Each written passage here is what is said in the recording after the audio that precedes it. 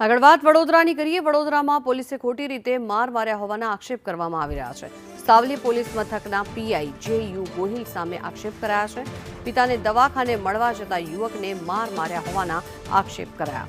કારની ઓવરટેક કરવા મુદ્દે માર મારવામાં આવ્યો તે પ્રકારનું નિવેદન યુવક દ્વારા આપવામાં આવ્યું છે। ત્યારે સિવિલ ડ્રેસમાં રિવોલ્વર બતાવીને માર માર્યો છે તે પ્રકારની વાત યુવક દ્વારા કરવામાં આવી રહી છે। ત્યારે કારની ઓવરટેક કરવા મુદ્દે માર માર્યા હોવાના પણ આક્ષેપ કરવામાં આવ્યા છે। ત્યારે પોલીસે ખોટી રીતે માર માર્યા હોવાના આક્ષેપ સાથે ફરિયાદ દાખલ કરાઈ છે।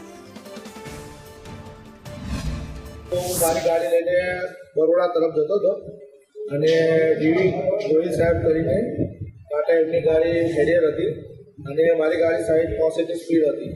હવે મેં એમની ગાડીને ઓવરટેક મારી। મારા આગળ મારા ફાધર ઊભા હતા, બીપીવાળા પ્રોબ્લેમ હતા, 2 દિવસથી હોસ્પિટલમાં હતા।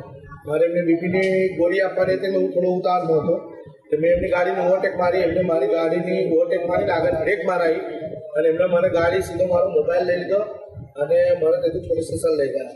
ત્યાંથી મને બે ગાપટ મારીને 4 ગુબ્બા માર્યા બૈડામાં, બરાબર। અને મારા ઉપર જ્યારે ગાડી ઊભી રાખી ત્યારે મારી ઉપર રિવોલ્વર તાણી દીધી। કઈ જગ્યાએ ઘટના બની હતી? આ દુમાર ગામ।